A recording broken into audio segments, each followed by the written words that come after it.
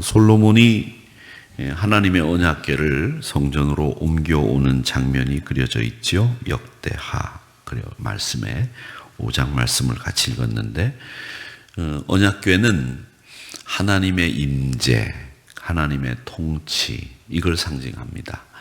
그래서 이 언약궤는 다윗 그리고 솔로몬 나라의 핵심과도 같은 것이 하나님의 언약궤, 이스라엘 백성들에게 있어서는 가장 소중한 성물, 그게 언약궤입니다. 언약궤가 있어야 이 성전이 성전다워지고, 언약궤가 있어야 하나님의 성전으로서 임재, 하나님의 임재죠. 그리고 하나님의 뜻이 펼쳐지는 그 모든 것을 총괄하게 되는 그 언약궤가 그 핵심에 있어야 된다는 거죠.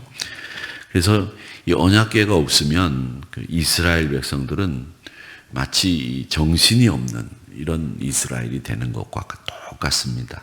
우리 나라를 상징하는 태극기가 또 우리나라를 상징하는 우리나라 국민들이 갖고 있는 어떤 정신, 이런 것들을 드러내는 상징들이 여러 개가 있지만, 이스라엘 백성들은 이 언약궤 하나만으로 모든 것을 다 이야기할 정도로 그 언약궤는 굉장히 소중한 것입니다. 그러니까 하나님의 나라는 어떤 나라냐, 이걸 우리가 잘 아셔야 됩니다.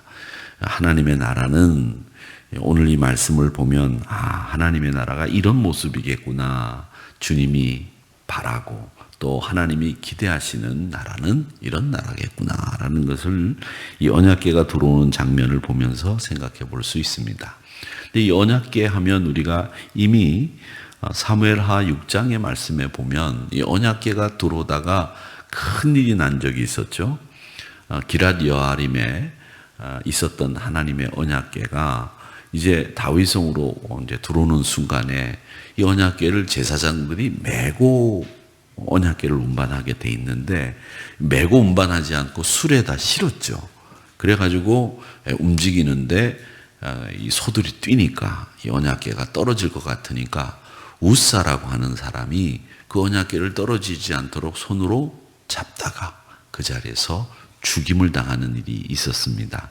그렇게 언약궤라고 하는 것은 함부로 다룰 수 없는 것이다고 하는 것을 보여주면서 하나님의 법대로, 하나님의 원칙대로 옮겨야 되는 것이 언약궤다라는 것을 이 우사의 죽음으로 우리가 배웠습니다. 그래서 오늘 이 말씀을 보면 레위 제사장들이 하나님의 언약궤를 맸다라고 하는 말이 4절에 나오죠. 이스라엘 장로들이 이름에 레위 사람들이 궤를 매니라. 그래서 어깨에 메고 움직이는 것이 언약궤를 옮기는 하나님의 법이다라는 것을 우리가 여기서 배우게 되는 겁니다. 자, 이렇게 여호와의 성전이 완공이 되고 난 뒤에 하나님께서 이스라엘 백성들에게 축제의 장을 열어주시는데 1절 말씀에 보니까 모든 일을 마친지라 이렇게 되어 있어요. 그러니까 이 모든 성전 건축이 완공이 된 거죠. 그래서 성전 건축물 기구들의 제작이 다 끝나고 이제 여기에서 이 솔로몬과 다윗을 성전 건축의 공로자로 언급을 하게 됩니다. 무엇보다도 이 성전을 짓는데 가장 큰 공로를 베푼, 그리고 공로를 이룬 사람이 누구냐? 다윗이죠. 아낌없는 봉헌, 헌신이 있었다는 거죠. 어제도 저희들 수요일 날 이스라엘 백성들이 이제 마지막 유다 여호야긴 왕이 이제 폐위당하고 바벨론으로 끌려갈 때 바벨론 왕 느부갓네살이 성전의 기물들을 파괴했다, 이런 말씀을 드렸어요. 그 성전 기물을 파괴할 때 저희들이 성전 안에 지성소를 만들 때 솔로몬이 지성소 안에만 600달란트의 금으로 입혔다, 그렇게 말씀을 드렸는데 600달란트 금이라면 1달란트가 34kg니까 600달란트가 얼마 정도 됩니까? 그러니까 한 20톤 정도 된다는 거예요. 금으로. 그만큼 많은 금을 입혔는데 유다가 멸망하면서 바벨론 느부갓네살이 왕이 와서 그 금을 다 걷어가고 기물이란 기물들은 다 가지고 갔다라는 말씀을 드렸는데, 이렇게 멋진 성전이 완공이 됐단 말이죠. 근데 얼마나 멋졌는지 나중에 후일 이스라엘 사람들이 바벨론 포로로 끌려갔다가 70년 만에 돌아와서 스룹바벨 또 느헤미야 이렇게 힘을 합해가지고 성전을 보수를 했는데, 원로들이 그 보수한 성전, 재건한 성전을 보고 가슴을 치면서 통곡을 했어요. 왜 그랬느냐? 그 옛날 무너졌던 이스라엘 성전은 이렇게 요즘 말로 얘기하면 허접하지 않았거든요. 굉장히 화려하고 하나님의 영광이 진짜 임하는 것 같은, 그리고 아주 귀한 자재들을 통해서 성전이 지어져 있었기 때문에 이 바벨론 포로로 끌려갔다가 돌아와서 세운 제2성전을 보고 원로들이 가슴을 치며 통탄했다라는 기록들이 있습니다. 그것은 어쩔 수 없죠.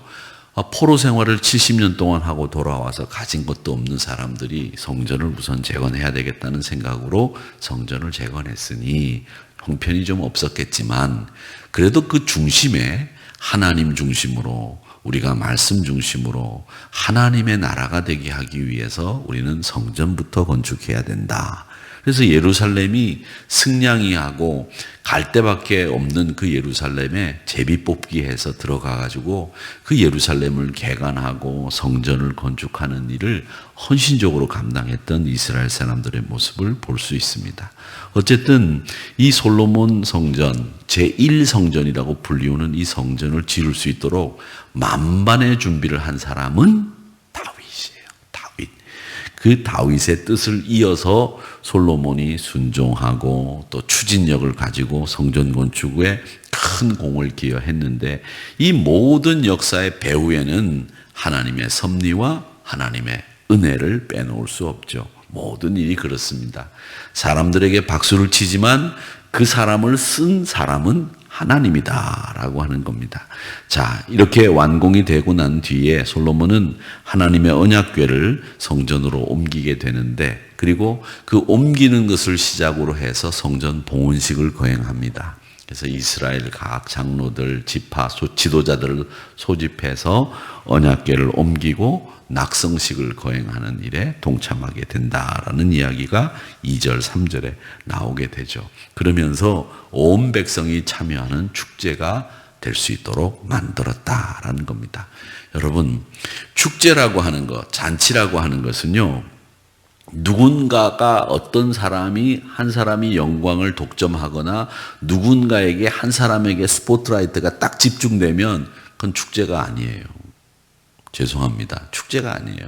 축제는 모든 구성원들이 다 박수받고 다 인정받고 갈채받는, 그것이 진짜 축제예요. 그러니까 축제라고 하는 것을 여러분 잘 아셔야 됩니다.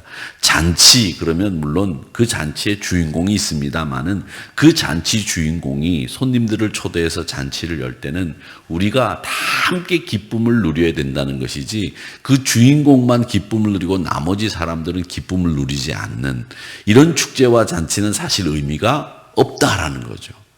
그런 의미에서 우리나라 그 예식을 보면, 특히 이 결혼식은, 요즘 결혼식은 너무 희화화됐어요. 희화화됐다는 말은 코미디처럼 돼가, 결혼식이요. 그러니까 이 결혼식의 의미가 자꾸 떨어지는 거예요. 거룩하고 신성하고, 그리고 모든 사람의 축복을 받고 하나님의 인도하심 따라 살겠습니다, 결단이 있는 게 결혼식인데, 그 결혼식을 장난처럼 이벤트처럼 하는 것에 대해서 저는 굉장히 혐오하고 싫어합니다. 그건 아니에요. 그러니까 하나님의 인도하심 따라 살겠습니다, 우리 가정은 그런 가정입니다, 결단하는 시기잖아요.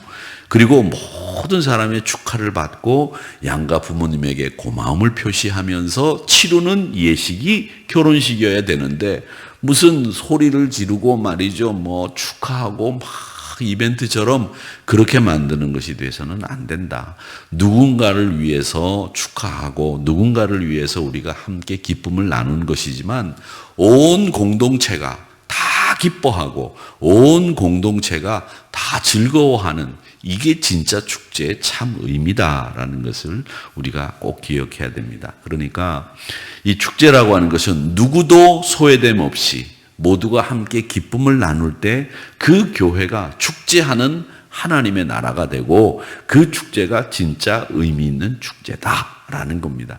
그래서 여러분, 우리 한국 분들은 이 즐기고 노는 일에 그렇게 탁월하지 못하고 능숙하지 못합니다. 우리나라 분들은 말이죠, 옛날에도 보면 영화도 그렇고 우리 실생활도 그렇고 모이면 형제들끼리 뭐 하느냐, 술 먹고 싸우고 뭐 옛날 이야기들 끄집어내 가지고 티격태격하고 이런 게 우리 한국 분들의 정서예요. 지금도 보면 이렇게 보면 제가 뭐 다 여러분 일일이 가정사를 볼 수는 없지만 이 형제들끼리 모이고 무슨 일이 있으면 다 보면 갈등 있는 일들을 그때 끄집어내 가지고 얘기해 가지고서 말이죠. 아버님 생신 앞에서 그냥 상이 그냥 막 이렇게 엎어지고 뭐 그런 일은 별로 없겠지만 우리 그리스도인들은 그렇게 하면 안 됩니다. 축제라고 하는 것이 뭐냐, 기쁨의 잔치가 뭐 하는 거냐, 이 의미를 잘 아시고 그때 참아야 돼요. 그때 이해해야 돼요. 그때 우리가 더 많은 것을 포용하고 볼 수 있어야 돼요. 그런데 그때 와서 자기가 가지고 있던 포원들 얘기하고 쏟아내고 울분 터뜨리고 이래가지고 잔치가 눈물의 파티가 돼버리고 많은 일들이 많다는 겁니다. 그건 왜 그러냐면 우리 한국 분들이 자기 감정을 이렇게 잘 컨트롤하고 추스르는 일에 서툴기 때문에 그래요. 여러분, 그건 순박하다는 말도 되지만 그건 성숙하지 못하다는 말도 되는 것이고 세련되지 못했다는 말도 됩니다. 여러분, 그러니까 이 잔치나 축제 때는 항상 모든 구성원들이 다 기뻐할 수 있는 잔치와 축제가 될 수 있도록 여러분, 우리 믿음의 사람들이 가지고 있는 자세, 그 신앙의 자세, 애티튜드가 꼭 이런 모습이어야 된다. 저는 그렇게 생각을 합니다. 오늘 말씀에도 보면 모두가 다 함께 기뻐하잖아요. 한 사람도 빼놓지 않고 말이죠. 그런 자세로 살아야 되겠다라는 것이죠. 그 다음에 하나님의 나라를 이렇게 보면 하나님의 나라는 이런 나라구나라는 것을 알 수 있는데 그게 기쁘신 뜻대로 하나님이 기뻐하시는 뜻대로 행하는 나라가 하나님의 나라예요. 우리나라는 법률이 정한 바에 의해서 대통령의 뜻에 의해서 국민들이 원하는 대로 가는 나라가 하나님 나라, 대한민국 자유민주주의 국가이고 하나님의 나라는 하나님의 기쁘신 뜻대로 이루어지는 나라라고 하는 것을 알 수 있습니다. 자, 보세요. 4절 5절에 보니까 레위 사람들이 궤를 메고 언약궤를 운반했죠. 이 법궤 운반할 때 규례를 따르는 일은 필수적인 일입니다. 특히 이 레위 자손들 가운데 성막의 기구를 옮기는 일은 누가 했느냐면 고핫 자손들이 했어요. 고핫 자손들이. 그러니까 법궤를 옮길 때는 궤 고리에 막대기를 이렇게 꿰가지고서 그걸 어깨에 메고 운반하는 것이 궤를 옮기는 방법이에요. 출애굽기 25장에 보면 그 내용이 나오는데 궤가 이렇게 있으면 이 궤 고리가 있는데 그 궤 고리에다가 큰 막대기를 끼워가지고 제사장들이 이렇게 드는 거예요. 그럼 이게 들리겠죠? 그렇게 옮기는 것이 궤를 옮기는 정확한 방법이라는 거예요. 제가 시연까지 했으면 그렇구나 이렇게 한두 분은 고개를 끄덕거려야지 이렇게 눈을 크게 부릅뜨고 저를 쳐다보면 기분 나쁘잖아요, 제가. 그렇게 하는 거다라고 하는 것을 제가 보여드렸습니다. 그리고 성물은 함부로 만지는 것이 금지되어 있습니다. 여러분, 성물을 함부로 만지는 것이 금지되어 있다라는 말은 뭐냐면 이게 하나님의 물건이기 때문에 귀하고 소중하다는 생각을 가지고 다루라라는 하나님의 뜻이 담겨 있는 거예요. 그래서 이 솔로몬은 지난번 웃사가 이 언약궤를 건드려서 죽었던 그 실패를 다시 반복하지 않기 위해서 하나님이 정하신 규례에 순종하면서 하나님의 언약궤를 옮겼다라고 하는 것을 오늘 이 말씀을 통해서 보여준다는 겁니다. 여러분, 우리가 교회에서도 마찬가지입니다. 우리가 결과물을 좋은 걸 얻기 위해서 속도, 편법, 횡행 이런 것들을 자꾸 쓰다 보면 하나님의 법이 뒷전으로 물러가요.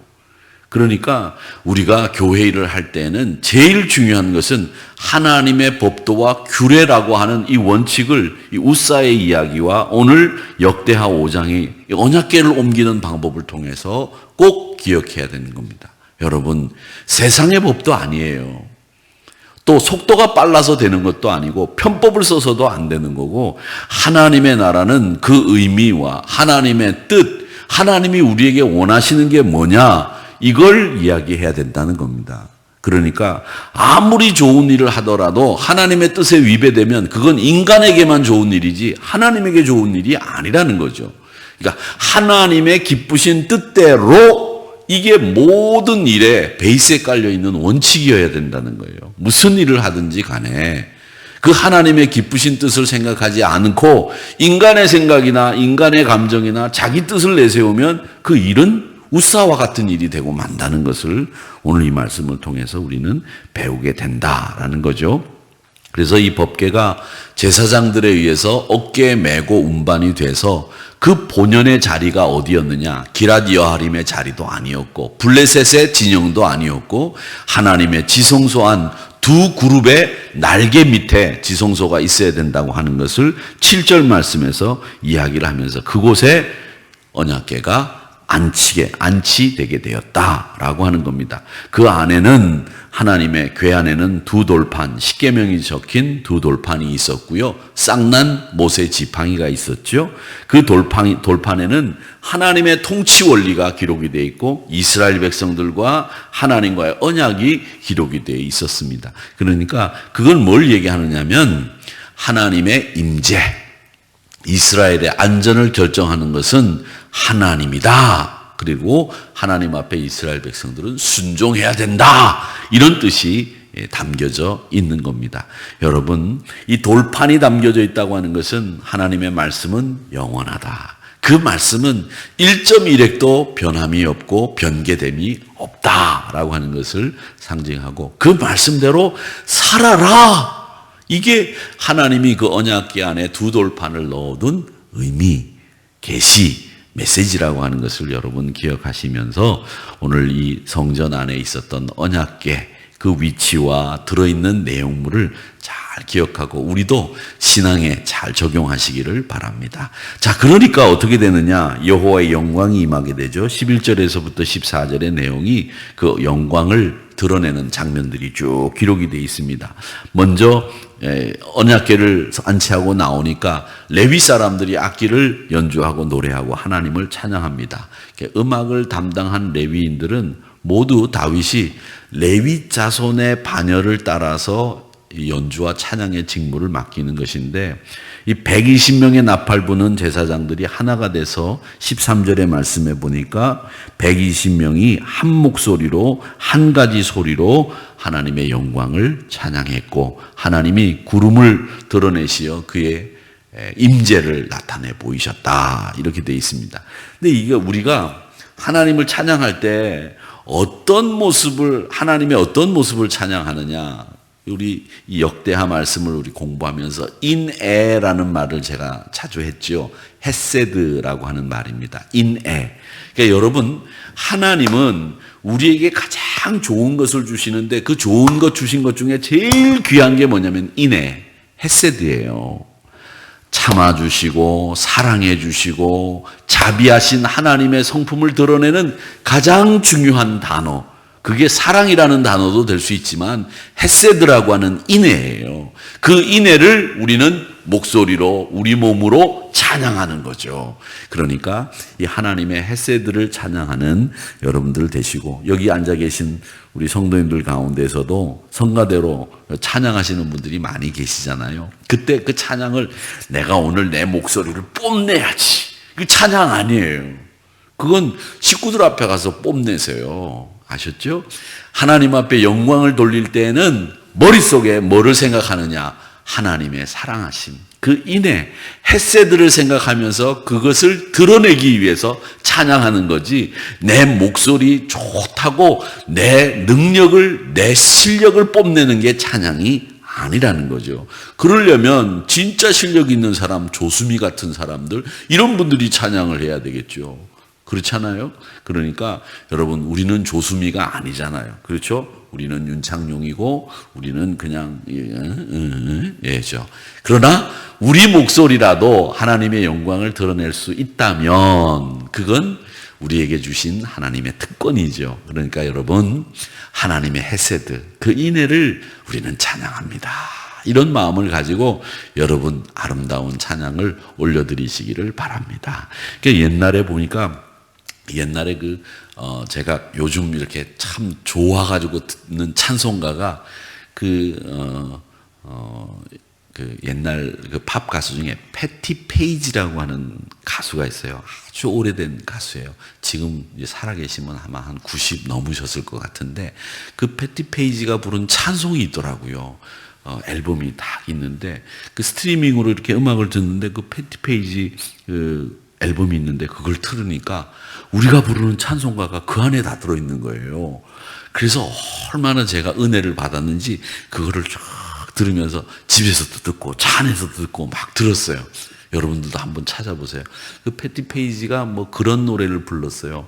내 애인이 있었는데 춤을 추는 동안에 내 애인을 내 친구에게 소개시켜줬더니 내 친구가 내 애인을 뺏어갔다. 이런 노래 있어요. 그 제목이 테네시 월츠라고 하는 곡인데 그런 곡을 불렀던 가수인데 말이죠. 찬양을 너무 잘 해놨어.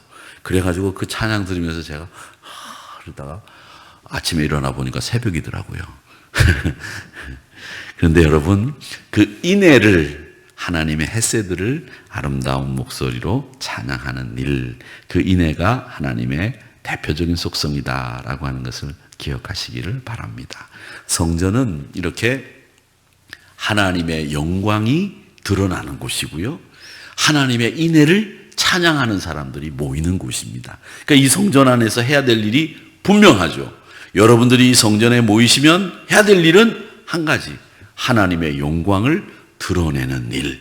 그게 찬양이든 말씀 묵상이든 기도이든 우리의 어떤 몸짓이든 그것이 하나님의 인애를 드러내는 몸짓이어야 된다라고 하는 것을 오늘 이 말씀을 통해서 배우게 되는 겁니다. 그렇다면 하나님이 우리에게 앞으로 허락하실 하나님의 나라는 어떤 나라일까? 그 나라, 기대하시는 나라가 어떤 나라일까? 한번 이 말씀을 통해서 우리가 생각해 보면 그렇구나. 우리가 장차 가서 살게 될 주님이 바라시는 그 나라에는 하나님의 영광만이 있는 나라이겠구나.